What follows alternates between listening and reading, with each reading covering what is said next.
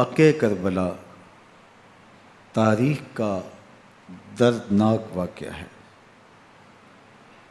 یہ اقتدار کی جنگ نہیں تھی، اقدار کی جنگ تھی۔ دو شخصیتوں کی لڑائی نہیں تھی، دو نظریات کا ٹکراؤ تھا۔ یہ حق اور باطل کا معرکہ تھا۔ یزید ظلم کا استعارہ ہے، حسین ابن علی امن کی علامت ہے۔ یزید جبر کا پتلا ہے، حسین صبر کا پیکر ہے۔ یزید اپنی بدطینت فطرت اور اپنی طبع ناہموار کے باعث دنیا پر ذلت و رسوائی، ظلم، جبر، جور و زیادتی کی علامت بن کے ابھرا، اور حسین ابن علی رضی اللہ تعالی عنہ حق و صداقت کا نشان بن کے ابھرا۔ کربلا کے تپتے ہوئے ریگزار میں حسینی اور یزیدی دو کردار سامنے آتے ہیں۔ اقبال نے کہا تھا، موسیٰ و فرعون و شبیر و یزید، این دو قوت از حیات آید پدید۔ زندہ حق از قوت شبیری است، باطل آخر داغ حسرت میری است۔ سرخ رو عشق غیور از خون او، شوخی این مصرع از مضمون او۔ تا قیامت قطع استبداد کر، موج خون او چمن ایجاد کر۔ یزید بہدل کی بیٹی محسون کا ناپاک بیٹا تھا، اور حسین محمد عربی کی بیٹی فاطمہ کا شہزادہ تھا۔ یزید دمشق کے اطراف میں سرجون اور جریر اختل جیسے اوباشوں کے جھرمٹ میں پل کے جوان ہوا۔ حسین کے گھر کا دروازہ مسجد نبوی کے اندر کھلتا تھا۔ یزید نشے میں دھت ہو کر کے نمازیں چھوڑ دیتا تھا۔ حسین کی کربلا کے اندر بھی نماز تہجد قضا نہیں ہوئی۔ یزید ظلم کا دوسرا نام ہے، حسین امن کی علامت ہے۔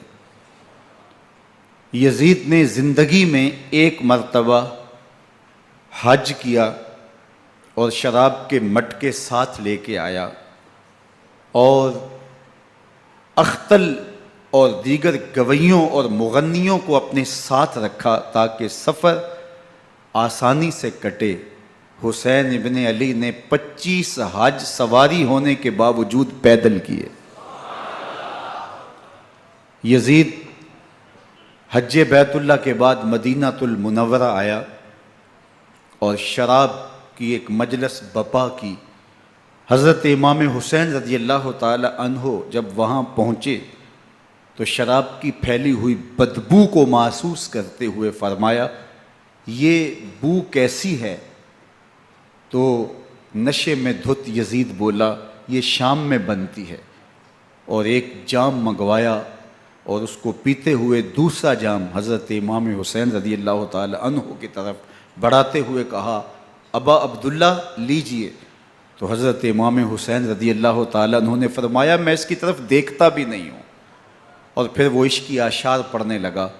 جب یزید کی شراب نوشی کا منظر امام حسین رضی اللہ تعالی عنہ اپنی آنکھوں سے دیکھ چکے تھے تو مجھے بتاؤ، یزید کے ہاتھ پہ امام حسین کا پاک ہاتھ کیسے آتا؟ حضرت امام حسین رضی اللہ تعالی عنہ جس ماحول میں پلے تھے، جس ماحول میں پرورش پائی تھی، جس ماحول میں رہے تھے، وہ پاکیزہ اور تقدس مآب ماحول تھا۔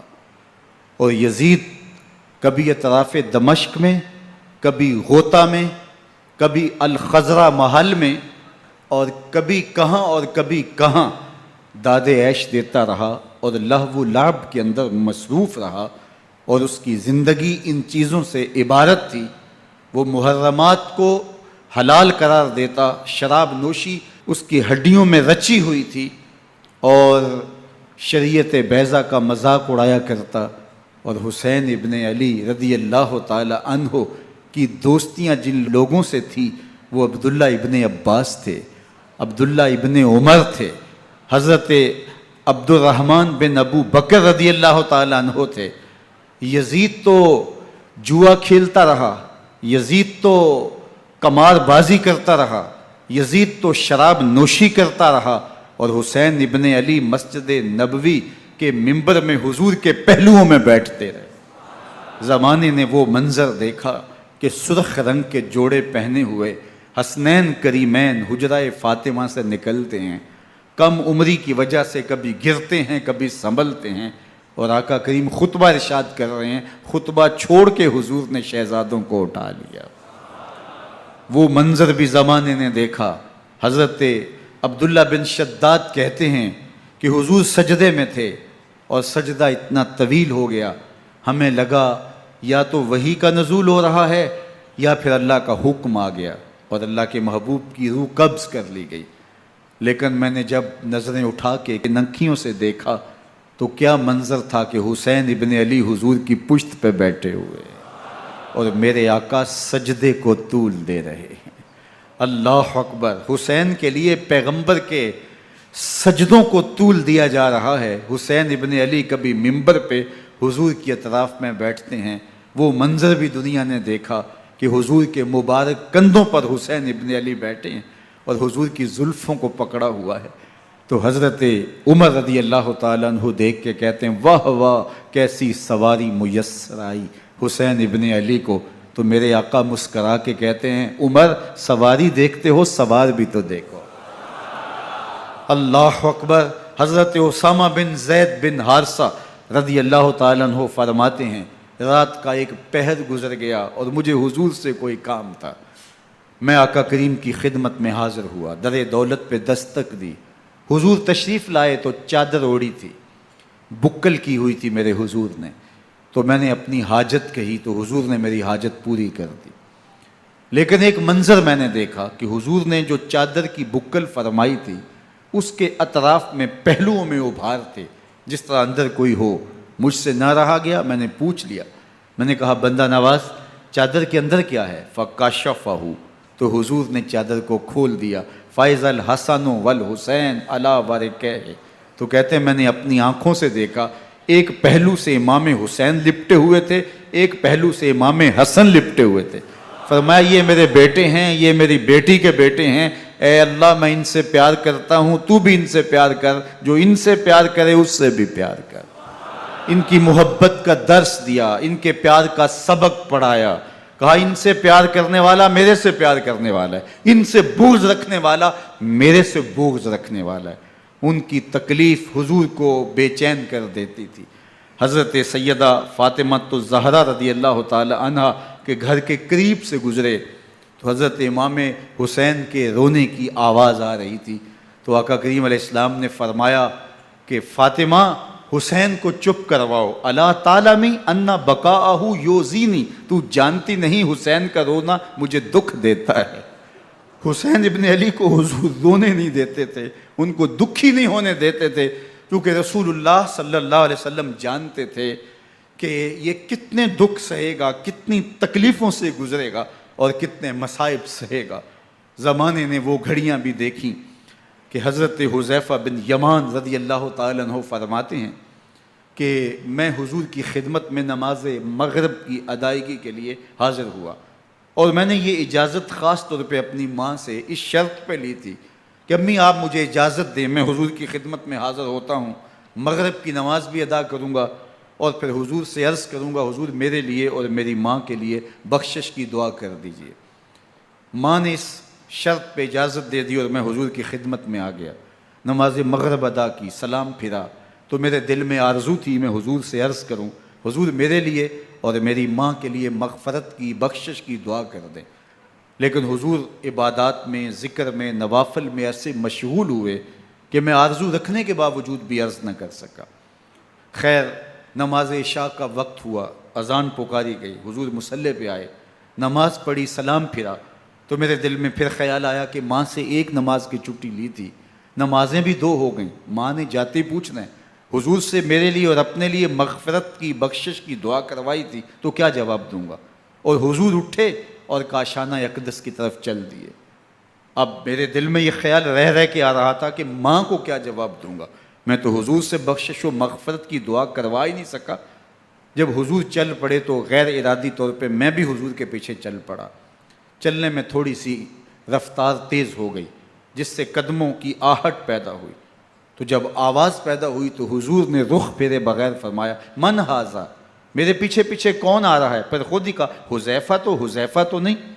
تو میرا دل دھڑک رہا تھا، قلت نعم، میں نے کہا جی حضور، میں حذیفہ ہوں۔ فرمایا، ما حاجتک، غفر اللہ لک ولامک، کیا کام ہے؟ اللہ تجھے بھی بخش دے، تیری ماں کو بھی بخش دے۔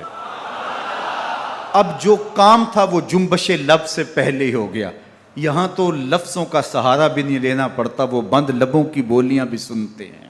اقبال بولا ہے، فروغت صبح آثار و دہور، چشم تو بی نندائے ما فی الصدور، تیری نظر تو سینوں کے چھپے راز بھی دیکھتی ہے۔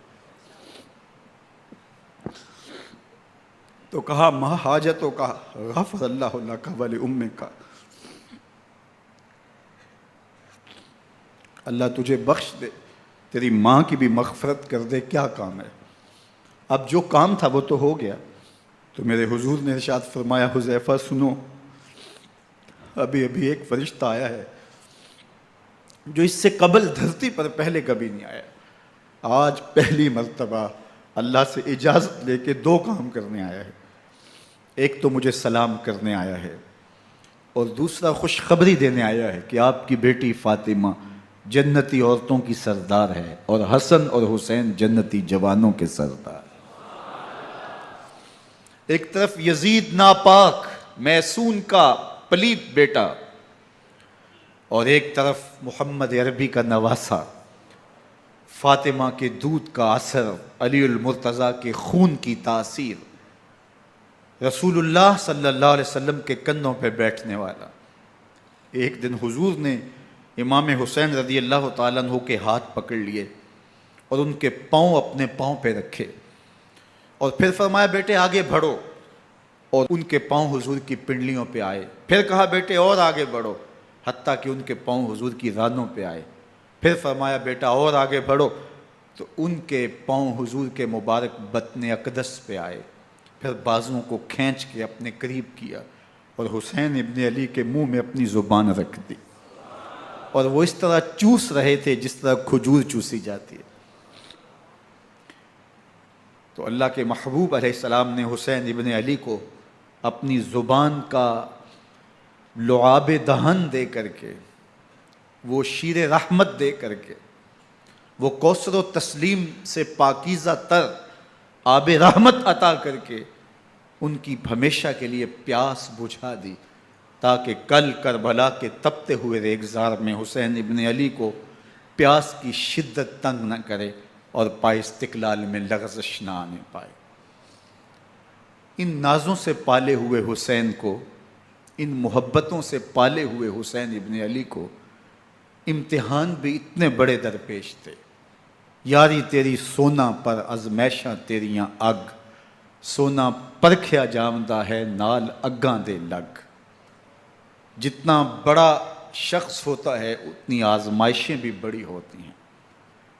پیغمبر رحمت کی آغوش میں کھیلنے والا، حجرہ فاطمہ کا جانشین، مصلی رسول کا وارث، منبر رسول صلی اللہ علیہ وآلہ وسلم پر حضور کے مبارک پہلو اور گود میں بیٹھنے والا حسین، حضور کی زبان چوسنے والا حسین، حضور کے کندھوں پہ سواری کرنے والا حسین، آقا کریم علیہ الصلوۃ والسلام کے مبارک سجدے کی حالت کے اندر حضور کی پشت پہ کھیلنے والا حسین، جس حسین کا دروازہ مسجد نبوی کے اندر کھلتا تھا اور یزید کی کرتوتوں کے چشم دید گواہ تھے۔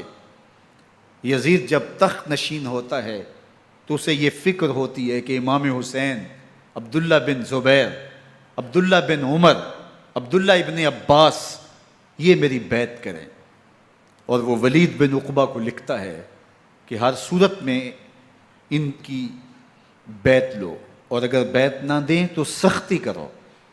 حضرت امام حسین رضی اللہ تعالی عنہ کو بلاوا آتا ہے کہ آپ کو دارالامارت میں گورنر ہاؤس میں بلایا جا رہا ہے. ولید بن عقبہ کا پیغام آپ کو پہنچتا ہے. آپ اس وقت فرماتے ہیں کہ اس وقت جو پیغام پہنچا ہے وہ کسی خطرے سے خالی نہیں ہے. تو کچھ سواروں کو ساتھ لیا، کہا تم دارالامارت کے باہر کھڑے رہنا، اگر میری آواز بلند ہوئی تو اندر آ جانا، ورنہ تم انتظار کرنا. آپ اندر گئے. ولید بن عقبہ نے مروان کو بھی بلایا تھا. مروان بن حکم یہ گورنر مدینہ ولید سے پہلے رہ چکا ہے، تو اس نے مشورہ دیا کہ سختی کی جائے. خیر ولید بن عقبہ نے کہا کہ یہ خط ہے، حضرت امیر معاویہ کا انتقال ہو گیا اور یزید تخت نشین ہوا ہے، لہٰذا وہ آپ سے بیعت کا مطالبہ کرتا ہے. تو حضرت امام حسین رضی اللہ تعالیٰ عنہ نے فرمایا کہ میرے جیسا شخص یوں چھپ کے بیعت نہیں کر سکتا. اور آپ واپس پلٹے. مروان بن حکم نے ولید بن عقبہ کو کہا کہ یہ موقع ہے جانے نہ دیا جائے، اگر یہ نکل گئے تو دوبارہ تم قابو نہیں پا سکو گے، اور انہیں یہیں قتل کر دیا جائے. حضرت امام حسین رضی اللہ تعالیٰ عنہ نے یہ بات سن لی. کہتے ہیں حضرت امام حسین انہی قدموں کے بل واپس پلٹے اور مروان بن حکم سے مخاطب ہو کے کہا، مروان کیا بول رہا ہے؟ وہ خاموش ہو گیا. فرمایا تو جانتا نہیں ہم کون ہیں؟ آنا حسین ابن علی ابن ابی طالب، میں حسین ہوں، میں علی کا بیٹا ہوں. ہمارے گھر میں قرآن اترتا رہا ہے، وحی کا نزول ہوتا رہا ہے، اور یزید فاسق ہے، فاجر ہے، مسلمانوں کا قاتل ہے اور شرابی ہے. میں ڈنکے کی چوٹ پہ یزید کی بیعت سے انکار کرتا ہوں. بس حیدری کچھار سے محمدی شیر نکل آیا ہے. اب اوسان خطا ہو گئے، راستہ چھوڑ دیا، واپس آئے. سیدہ زینب سے ملے، کہا مدینے کو چھوڑنا پڑے گا. کہا بھیا کیا ہوا؟ کہا یزید بیعت لینے پہ مصر ہے اور میں کسی صورت بھی بیعت نہیں کروں گا. رسول اللہ کا مدینہ ہمارے خون سے لالہ زار بنے گا. میں نہیں چاہتا کہ حضور کے شہر نور کی حرمت پامال ہو. دوستو وہ کیسا منظر ہوگا جب حسین ابن علی نے آخری حاضری حضور کے روضے پہ دی ہوگی. حاجی یا معتمر 10 دن کے لیے، 8 دن کے لیے، 20 دن کے لیے مدینہ المنورہ عارضی سکونت اختیار کرتا ہے، اور حضور کے روضہ انور سے، اس شہر نور سے، ان گلیوں سے، ان بام و در سے ایسا مانوس ہو جاتا ہے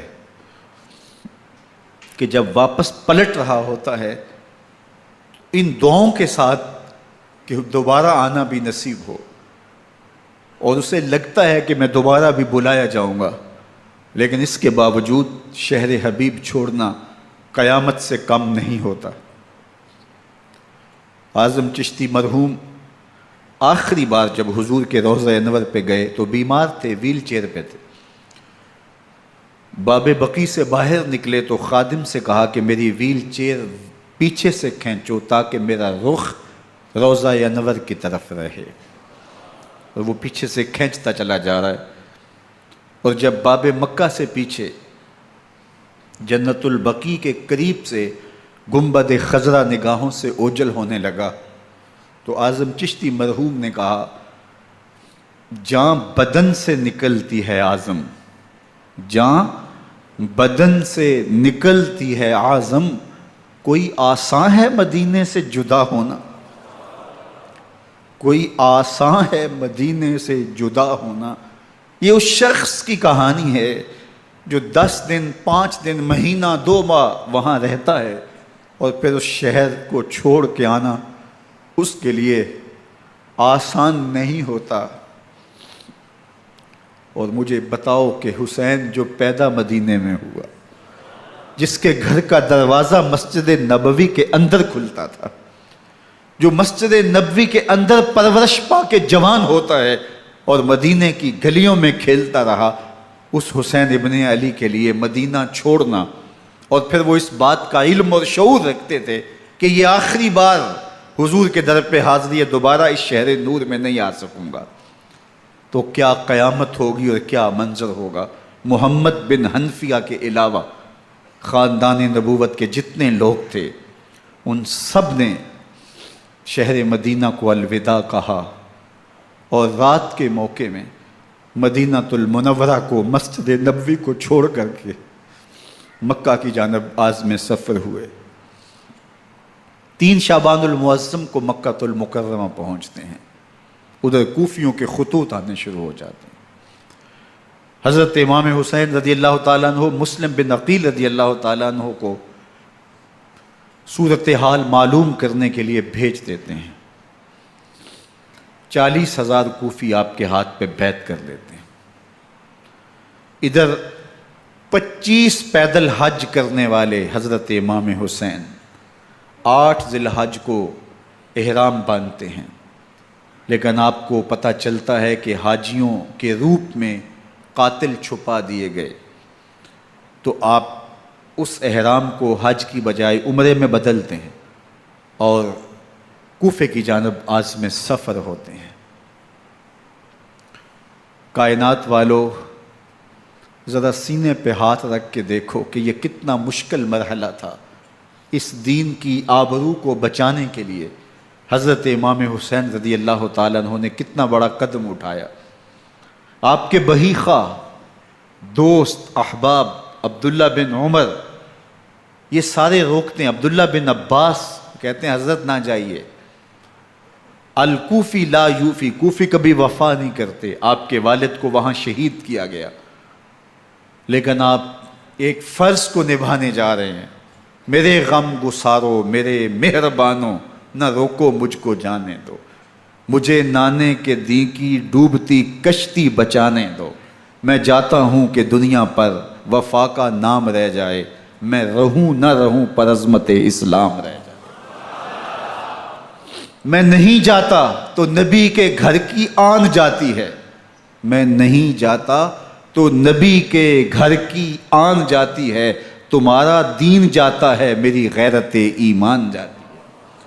حضرت امام حسین یہاں سے چلتے ہیں، ابھی راستے میں ہی پہنچتے ہیں کہ یہ خبر آتی ہے کہ کوفے والوں نے بے وفائی کر دی، حضرت مسلم بن عقیل رضی اللہ تعالیٰ عنہ کو شہید کر دیا گیا، نعمان بن بشیر معزول کر دیے گئے، ابن مرجانہ ابن زیاد وہاں متعین کر دیا گیا جو سخت گیر شخص تھا، اور اس نے لوگوں کو ڈرایا، دھمکایا، اور کوفے کے لوگوں کے دل بدل گئے اور وہ بیتیں توڑنے لگے۔ وہ منظر مسجد کوفہ کا کتنا دلگداز تھا، جب امام نماز کے لیے کھڑے ہوئے تو 40,000 لوگ آپ کے پیچھے تھا۔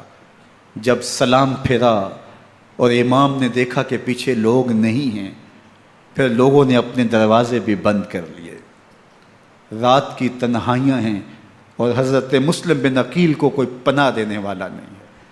لوگوں نے دروازے بند کر لیے کہ کہیں ہمارے گھر میں نہ آ جائیں اور ہم مشقت اور حکومتی تشدد کا شکار نہ ہوں۔ کتنا دردناک لمحہ ہے حضرت مسلم بن عقیل رضی اللہ تعالیٰ عنہ پہ، اور پھر حضرت مسلم بن عقیل بے دردی سے شہید کر دیے جاتے ہیں۔ آپ ابھی راستے میں ہیں، یہ ساری کہانی پہنچتی ہے کہ حضرت مسلم شہید کر دیے گئے اور بے دردی سے شہید کر دیے گئے۔ وہ جنہوں نے خط لکھے تھے کہ ہم آپ کے ساتھ ہیں اور ہم منتظر ہیں، چشم برا ہیں، آپ کے قدموں کی چاپ سننے کے لیے بےتاب ہیں، آج انہوں نے بیتیں توڑ دی۔ 40,000 کوفی منحرف ہو گئے۔ مسجد کوفہ کا وہ منظر کس قدر روح کو تڑپا دینے والا تھا۔ ہم پچھلے سال عصر اور مغرب کے درمیان جب کوفہ پہنچے تو سورج ڈوبنے کے قریب تھا۔ میں نے اپنی زندگی میں اتنا اداس موسم کہیں نہیں دیکھا جتنا اداس موسم کوفے میں دیکھا۔ ایسے لگتا تھا جس طرح کوفے کی آب و ہوا آج بھی شرمندہ ہے۔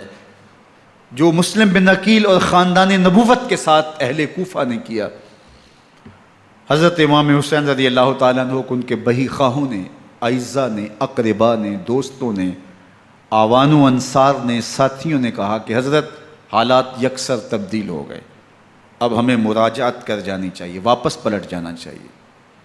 تو حضرت امام حسین کافی سوچ بچار میں رہے، پھر اس کے بعد آپ نے فیصلہ کیا کہ ہم آگے بڑھیں گے۔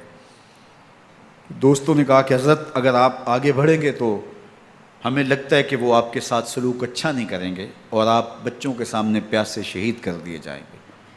تو حضرت امام حسین رضی اللہ تعالیٰ عنہ نے وہاں ایک خطبہ ارشاد فرمایا کہ لوگوں تم جو مجھے بتا رہے ہو مجھے اچھی طرح معلوم ہے، جو تم مجھے منظر پیش کر رہے ہو وہ میری نگاہوں میں ہے، اور جو کچھ